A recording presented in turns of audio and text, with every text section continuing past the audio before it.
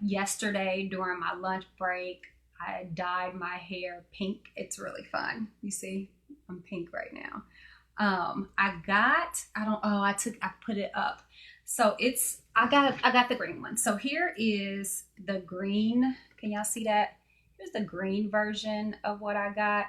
Um, Wine and lasagna, honey. Listen, y'all, pour your glasses up tonight because we gonna talk. We gonna have some drinks. I don't know what we having for dinner yet, but I'll figure that out. But I definitely know that I'm having wine. But we gonna talk, have some drinks, and get this thing started. So let's go ahead and kick this off. So y'all know, Bree, you got you some wine yet? Try to give a couple of more people an opportunity to join.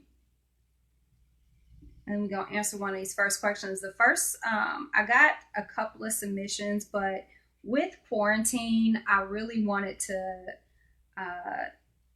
dive into this first one because it kind of hit home for me because I am a mom of 3, as you guys both know.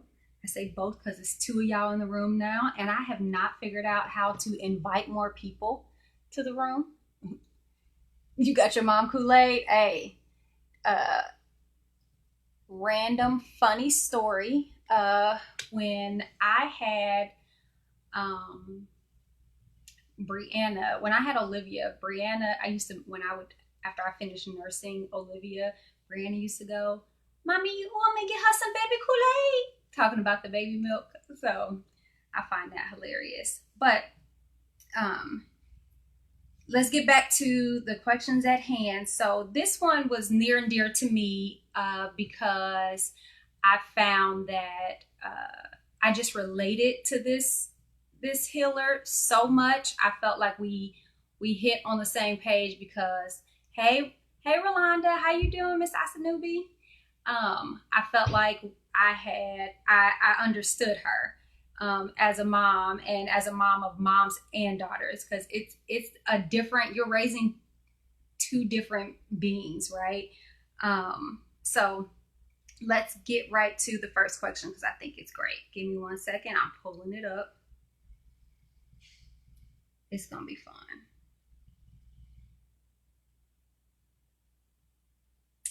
Okay, let's hear what this one has to say. So help. I am a mother of twin teenagers, a boy and a girl. I have always heard that boys were gross and stinky. I have a brother, but he's a lot older than me, so I didn't experience that part growing up. But my son isn't the stinky one. It's my daughter. Every time I say something to her, she gets defensive and storms away. Is this just a phase? Could there be other issues? How can I get her to open up without being judgmental and hurting the relationship? That I love this story because it's really true. Now, not that you won't find little knothead boys that don't take care of themselves the way we want them to. Like, I can truly recall saying to my son, "I'm doing sniff checks, so you better wash up." But that problem also happens with girls. But a lot of times with girls, especially coming from their moms, you have to be gentle in your approach.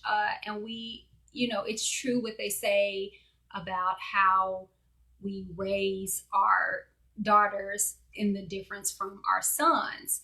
And what I found when my mom would give me delivery, I always felt like it was super harsh. Like, why does she have to say it that way? Why is she always criticizing me? Why?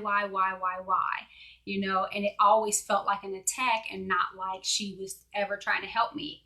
Listen, I'm 38 years old and I still struggle with the idea that she is attacking me and telling me how to live my life and trying to make me something that I'm not or I don't want to be, or she's trying to control me. At 38, I still feel that. So imagine, if you will, you being this 12-year-old girl or a teenager at any age really, and you're trying to navigate those waters of um, I just want to take care of myself. I want to be loved and I don't want to be criticized, because when they go to school, and I feel like it's even worse now when they're in that fifth, sixth, seventh, eighth grade freshman year, it's the girl drama just elevates to a level that like we don't even understand what they're really going through when they get into that school environment. So as moms, yeah, we know that our daughters won't always smell good. I was reading a friend of my post, and she was saying she's a middle school teacher, and she made a post about how they all stank, but it's mostly the girls. And that's because we're not having those conversations with the girls about how to take care of themselves. And if we do, the delivery sometimes is, girl, you stink. Girl, go in there and wash up, because that's the response of it. So I think that's the first step to it. You have to talk to girls with a certain amount of gentleness, right? A certain amount of, make it be a conversation, make it be something, a choice they want to do, as opposed to a put down for something they don't know. Because I really feel like after dealing with my daughters, maybe they don't smell themselves the way we smell them because their hormones. And I know that's a little ratchet, but if anybody has teenage girls or anybody that's raising daughters, you need to hear this. They don't always see the things that we need to see. And that's including teaching girls have to be taught how to be a woman and how to take care of yourself. And so when that mom says she always gets defensive and run away, sometimes it's about your delivery, right? And I read another post today that was just phenomenal to me. It says that sometimes your truth is just wrapped in a box of cruelty. And I was like, oh, and it made me think like, oh man, it's about your delivery. How are you feeding that information to somebody? How are you telling them those hard truths that you need to know? And I think that's not just a child thing. As we grow up, we all get to that point, or we're in relationships with people, whether they're your boss or your significant other or somebody that you care about, or hell, somebody that you don't, or they just making assumptions about you, but maybe their feedback is laced in some truth, but it's the delivery is going to depend on how you take that advice. So my best advice for parents or for anybody that is struggling with having those tough conversations, that is, you know, you feel a certain way, or you see somebody's path going down the wrong direction, or maybe just not a direction that you think is the best for them, you have to work on how you deliver that message, because that is going to determine whether they're going to receive it or not. And then there's the other side of that is sometimes you are not the person that's supposed to give that message. I think I struggle with that one more than anything, because you know, being I consider myself a healer, and it wasn't until really recently where I kind of realized that being a healer doesn't mean I'm laying hands on you and healing you. It means I'm guiding you to heal yourself. And so my goal had always been to tell somebody about themselves, help them fix themselves, say what needs to be said. But maybe I wasn't the person that was supposed to deliver that message. So when you're struggling with your significant other or with your kids about how to deliver a message, maybe you ought to consider that just because you're the mom, just because you're the dad, doesn't mean the message is supposed to come from you. So where's their safe space? Where is the space where you can say what you need to say to them, but they can also say what they need to say back to you? And that's how you get to the point where you can have those tough conversations. And if you know, if this is not just kids, how many of y'all in your relationships, you know something is just going wrong, but you're kind of walking on eggshells, so you don't know if they're going to be receptive to what you're saying. I feel like that. I feel like that a lot of times in like any relationship that I'm saying, like if I say this to this person, it's true, or we're going down this wrong path, or I'm unhappy about something, can I say what I need to say? Can they say what they need to say to me? Or do they feel like I'm going to blow up, or I'm not going to be receptive to what they're saying? You know, those are always, that's a tough space to be in. So maybe it's about getting that, yep, it's that safe environment. It's the idea that you don't have to say everything in the moment that you want to say it, and you don't have to deliver it in the way that you want to say it, and you have to be receptive to their love language. Always go back to the love language, because the way you receive information is not going to be the way they receive information.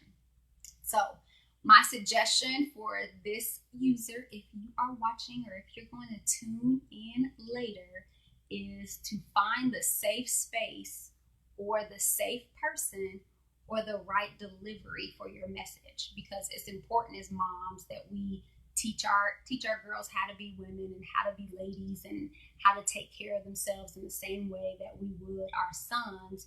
But for a mother-daughter relationship, for most of them, you have to be gentle. You have to approach it differently. Mother-daughter relationships are, they can be challenging. I always notice that when I see my girlfriends that have like these 20-year friendships with people, and it feels like they just, like, how do they do it? Because I think my longest like consistent friendship has been a little over 10-12 years now, where we just consistently stayed friends, which is a long time. But then I've seen other girls, and that's maybe one or two people, and then a couple of them that we stayed friends but just not super close. But then you see other women who their relationships, they have groups of friendships, right? They have this circle of girls that they're always around. Their weddings include 12 bridesmaids, and they've been friends for 20 years and friends since we were kids, and they just grew up together, and their moms loved each other. But you also notice what kind of relationship those girls have with their moms. People always say, like, oh, when their dad walks away, you feel a certain type of way. Yeah, you do feel that way when you don't have that relationship with your father. But the relationship with your mom teaches you how to be a good friend. It teaches you how to cultivate relationships with other women. So the relationship you have with your daughter teaches them how to be good friends. I know that because I struggled with my mom's relationship, I struggled a little bit with my friendships and how I dealt with other women, and my expectations for my friendships were always sometimes unrealistic. I had truth moment. I had a friend tell me one time, you don't have to be so hard on your friends. And I'm like, I'm not being hard. I'm trying to help y'all be better. I'm trying to help y'all grow. I'm trying to do that thing. You know, this is for you. But really, the feedback that I was giving and the expectations that I was putting on those relationships was not about what they needed. It's about what I needed. And so when I could not show up a certain way, then I wanted everyone else to show up better than me. You know, and I invested more into their success and in their happiness and building their lives and even their relationships. So many times I would be so involved in my girlfriend's relationship with their man and ignoring my man because I didn't want to deal with the issues and the struggles that I was going through in that relationship. So it was just easier for me to be like, girl, come and talk to me about your problems. Come and let me tell you. But that's not always your role or your place to be that sounding board. So think about that. Think about if you want to heal and want to be able to have that conversation with your daughter, talk to your daughter the way you would a friend when it comes to the tough conversations.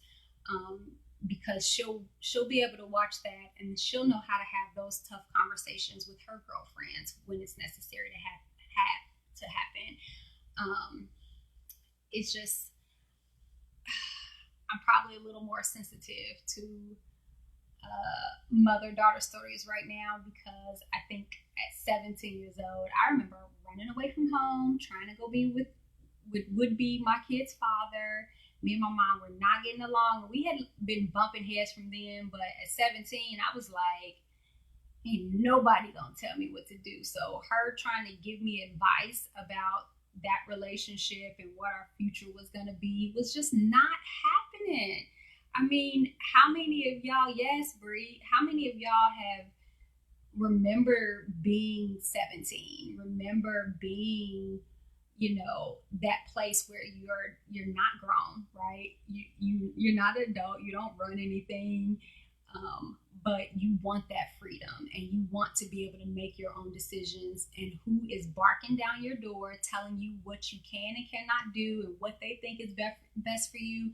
And at some point it feels like they're trying to live through you, and you are rebelling. And I am a rebel, honey. Do not try to put me in no box. Whatever way that you say it should be done, you best believe that Erica Elaine is going to go the opposite way. So how many of you guys struggle with that? I'm waiting for some of y'all to respond in there. Who all in the room? Let's see. We got a couple of y'all in there. Hey y'all. Who all in the room? Well, how many of y'all struggled with y'all relationships with your mom, and what were some of the challenges that you experienced, and how she delivered things? And if y'all didn't struggle with it, tell me some of your secrets. What are some of the things that how you communicated with each other? Because I think that's probably, yeah, I know. I think that's probably one of the biggest struggles that I had in my relationship, is how me and my mom talk to each other. It wasn't always kind. It wasn't always thoughtful. It just, and then my kids go sometimes like, you and Grammy's gonna fight again? And I love my mom. She's she's my person. She's really the person that I count on when it's stress. And for such a long time, Brianna, my daughter, was my buddy. We've been buddies, but at 17, honey, we've been butting heads for the last year, okay? And I know some of that is because she's an annoying 17-year-old, right? But then there's me. So every time I really was trying to fly solo by 16, so my story is a bit different. My turning point came in college. That's good, because me and my mom did not have a turning point when I was in college. I think by the time I went to college, for us, it really just blew up from there.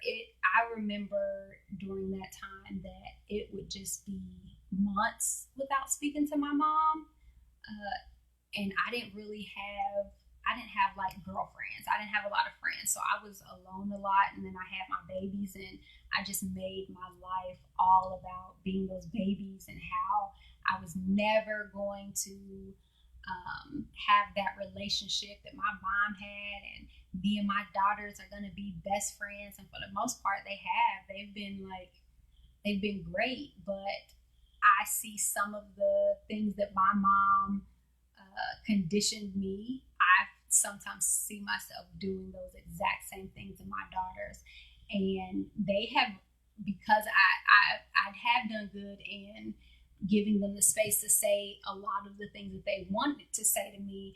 But one of the things they said is, you didn't have to say it that way.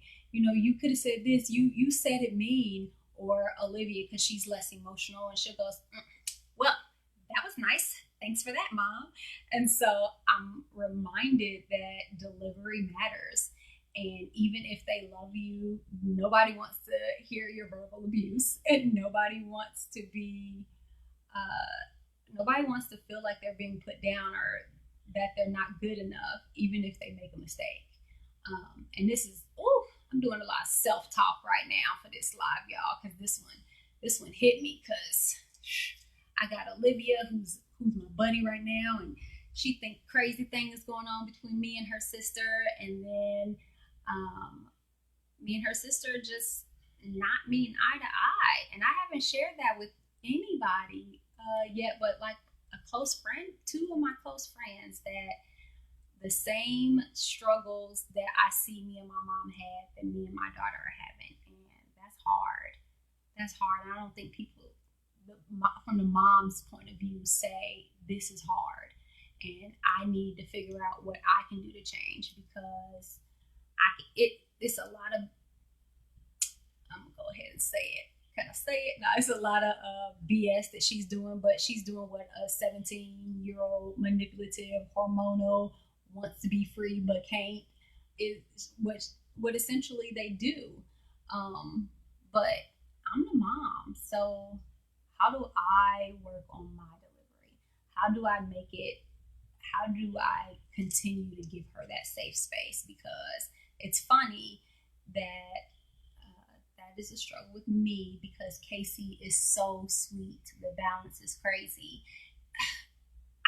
Do you know, I get that. My oldest, Jess, she's like the one that helps take care of the house. Like, I can count on her. If I had a bad day at work and just went in my room and I woke up, she would have already had dinner cooked without me telling her. And there's things that I have to tell her to do, but then there's other spaces where I don't have to ask her for help. I don't have to really nag her. It's really just been in this last year where she wants to be free. She got her a little boyfriend, and I'm like kind of okay with him, kind of not.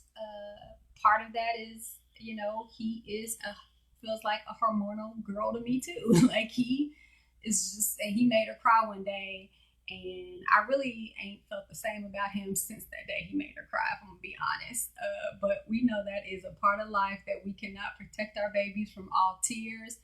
But she does not like, hey Zakia, she does not like that I have that I don't like him, because she was looking for me to validate that relationship.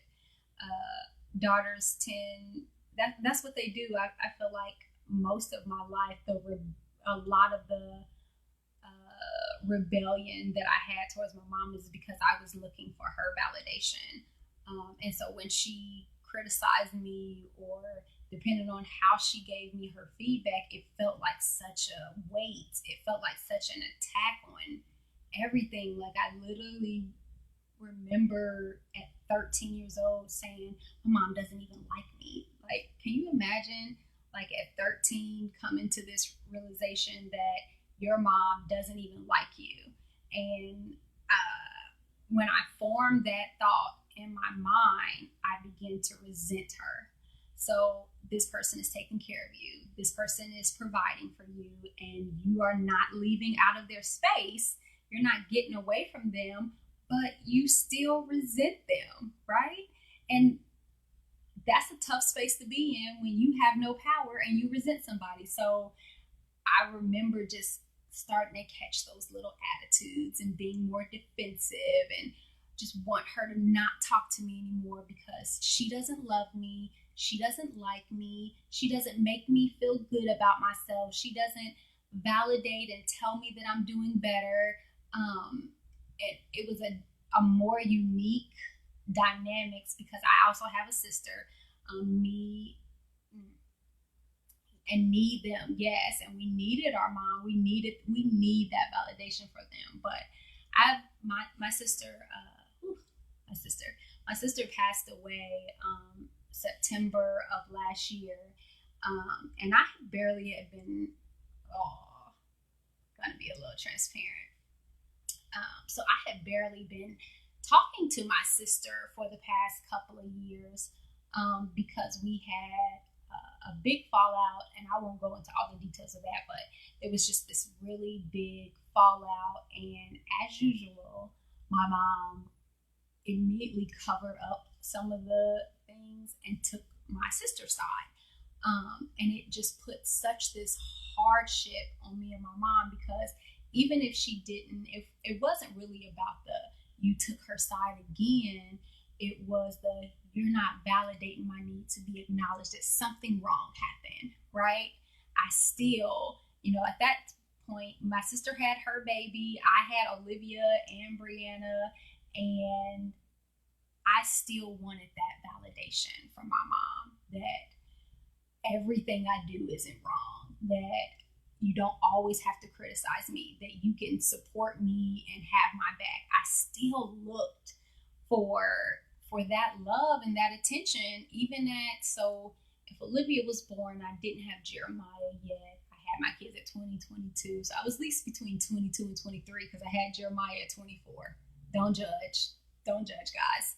Listen, let me take some wine because I did have 3 kids under 5. I have to take a sip. Even from thinking about that, honey, because it was a tough time. But get back on target. But that fight with my mom made me, I just was so angry at my mom even more. And it put more stress on our relationship because I still wanted her validation. And so when my sister passed,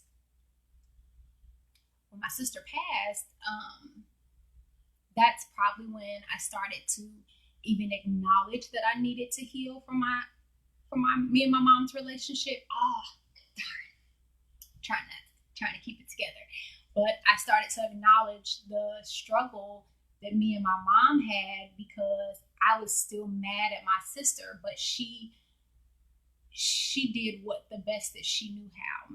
My sister had her own mental health issues. There were some things she could definitely control, but there were some things that she couldn't.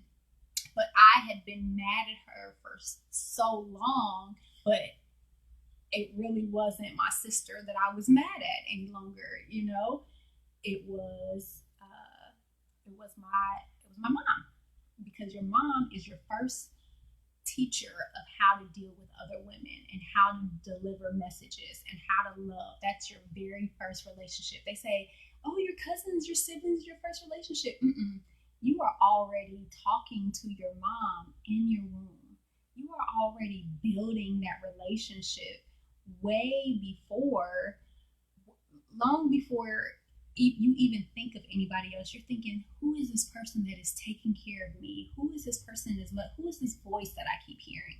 So think about that. That's your first relationship. So if that relationship is something that you struggle with, and I'm not talking about people who don't have a mom, but if you're struggling with the relationship with your mom, it is going to impact how you deal with all relationships, right?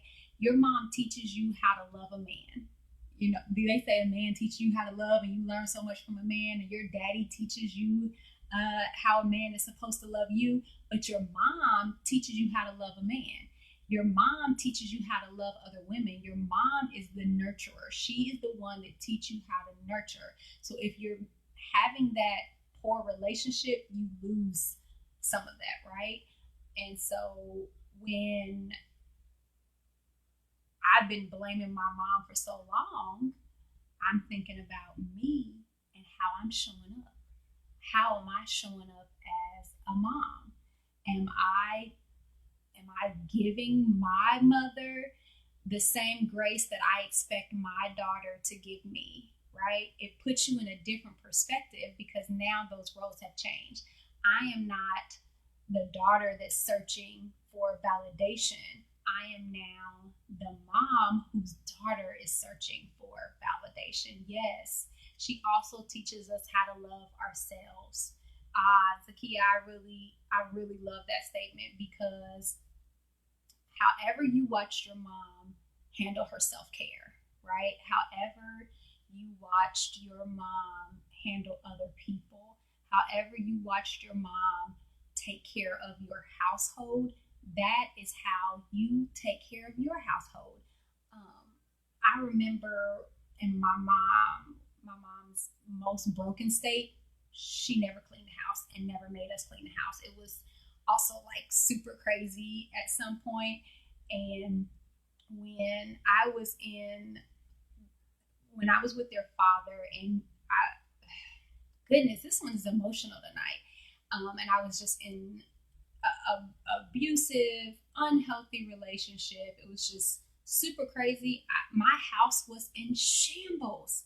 Like, it was just shambles, but I didn't have the mental capacity to deal with my outside because that's what I experienced, because my mom was dealing with her own shambles and depression and childhood traumas, and my sister who struggled with mental health issues and actual health issues, because when she was two, she had asthma really bad, and she was at Children's Hospital, and one of the nurses gave her an overdose, and it was like a downward spiral from that moment on, where my mom was managing this whole life. She's dealing with her traumas, she's dealing with my sister's trauma, and then there's me.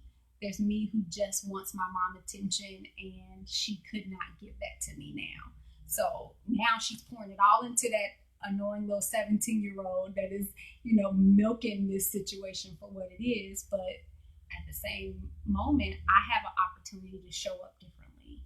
I have this opportunity to be better than what I experienced, to teach my daughter a different love language, to teach her how to be less reactive. If y'all know me, if you know me, some of y'all don't, but if you know me, my personality is very reactive. I'm very, you tick me off, and it's better now, but I got a couple of altercations in my 17-year-old life, and would really be ready to jump at somebody when I feel attacked. And that's really how my mom responded to any sort of defiance, any sort of what she deemed as disrespect. She'll say it now, I was just way too controlling with y'all. So, and you have this controlling mom, this rebellious daughter, and now you have this relationship where they don't know how to communicate. And me and my daughters have been like these best friends, best buddies for so long, and we're struggling with communication. It's like, are you kidding me? This is, out of all the things to struggle with, this is what we struggling with, how we talk to each other. But it goes back further back than you. Me and my mom was having a talk about generational curses in families, and she was like, it's been this way for so many generations. My great grandmother, Callie, she passed away.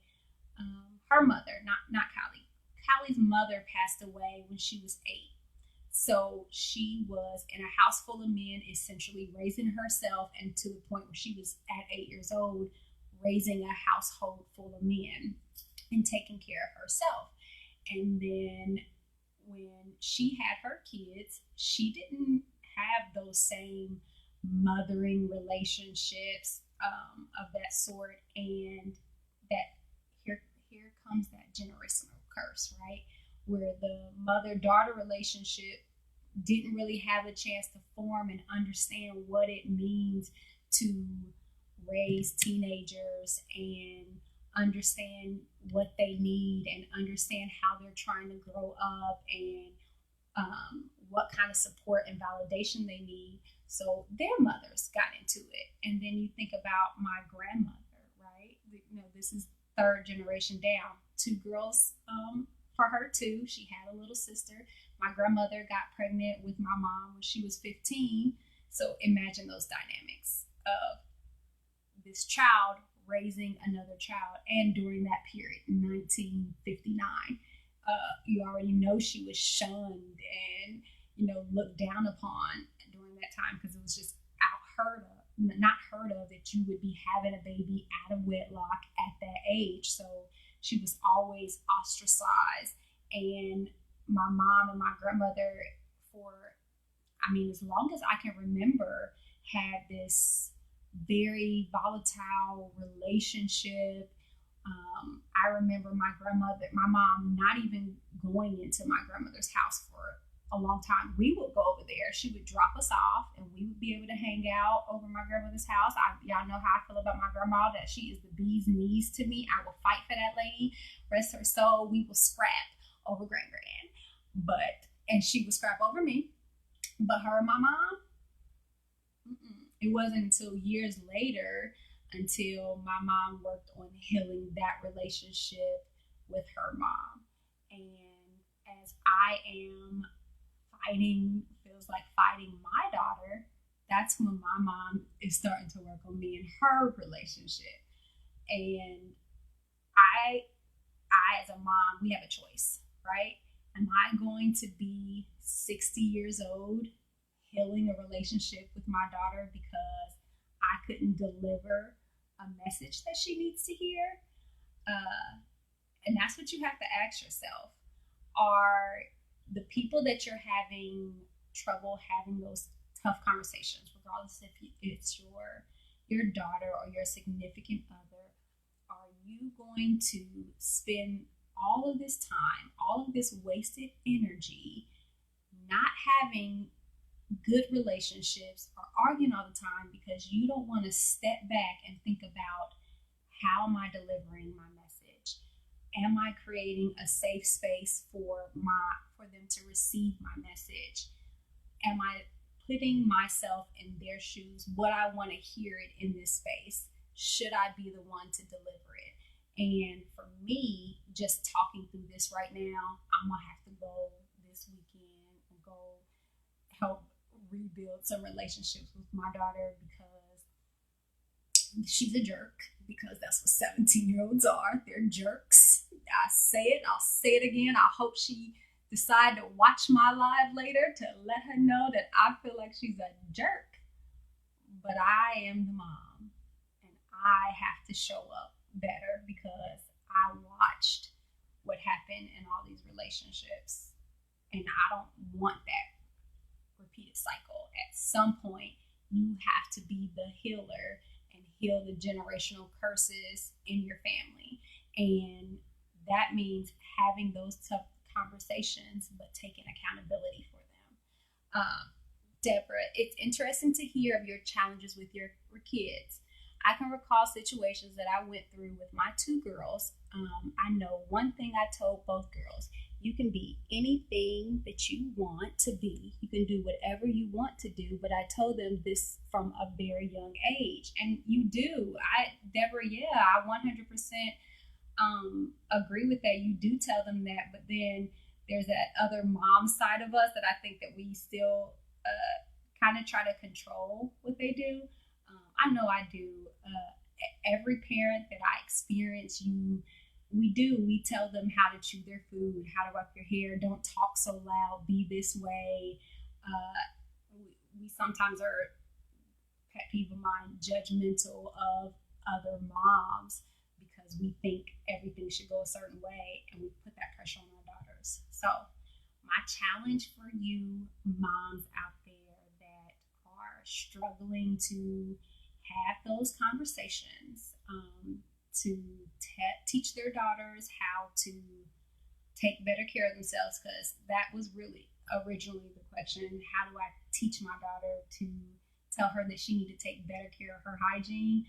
Take that out of it and put yourself in the place of, maybe you're not the person to deliver that message.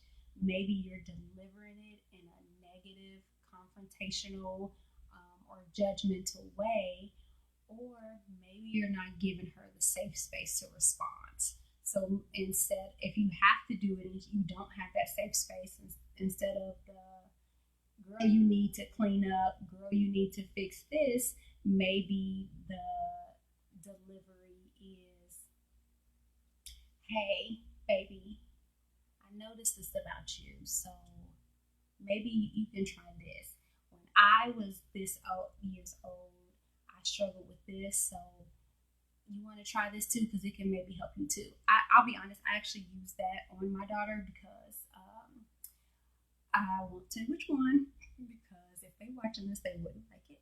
But one of them underarms, child, tell you, they was cutting up for like a year. I used to be like, girl, if you, put your arm down. That's nasty. Put your arm down. You know, that's how you talk to your kid. And she was not. She would just get so mad and offensive. Like, that's rude, mommy.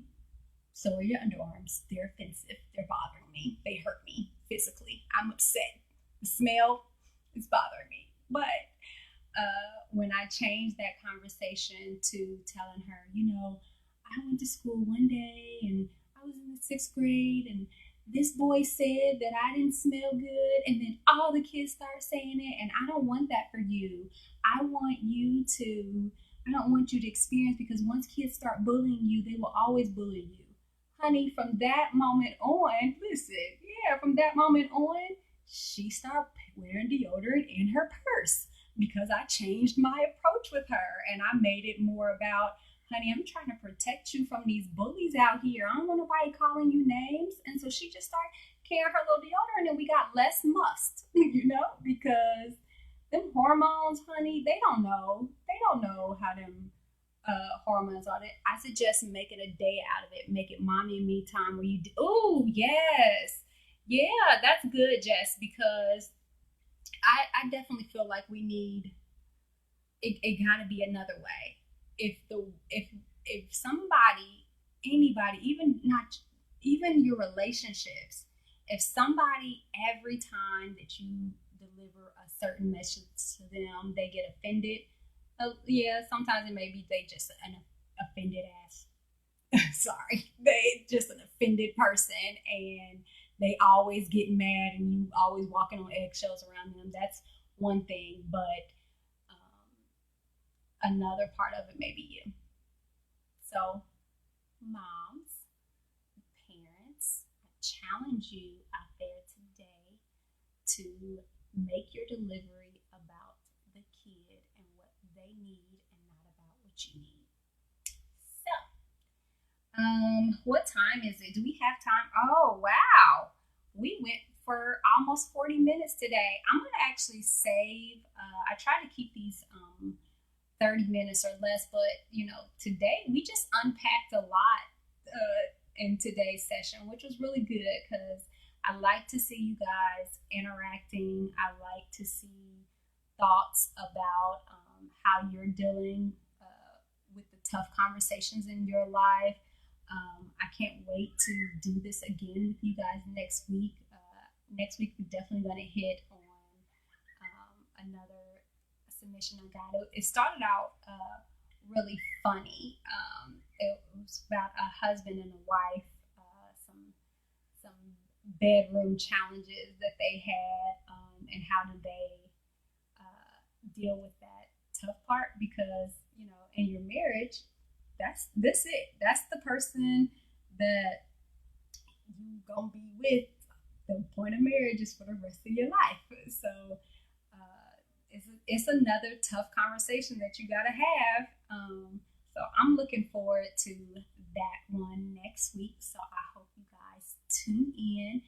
And remember to show up with kindness, show up with love, show up with compassion, and don't wrap it in a box of cruelty.